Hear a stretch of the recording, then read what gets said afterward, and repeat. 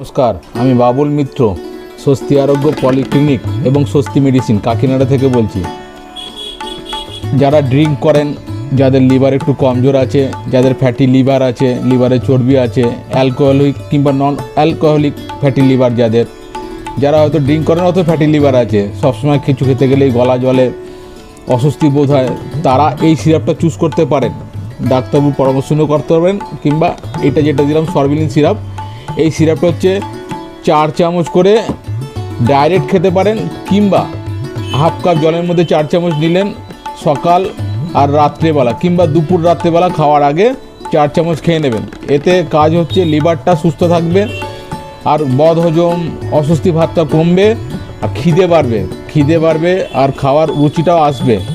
এই সরবিলিন সিরাপটা অনেক পুরনো সিরাপ, অনেক পুরনো, আমাদের বাবা কাকাদের আমলের সিরাপ, কিন্তু এখনও পর্যন্ত সরবিলিনই আছে। আপনারা এটা ইউজ করে দেখতে পারেন, অনেক ভালো থাকবেন। আর মদ খাওয়া কিংবা ড্রিঙ্ক করাগুলো আস্তে আস্তে কমান। শরীর সুস্থ, মন সব দিক থেকে ভালো থাকবেন। নমস্কার।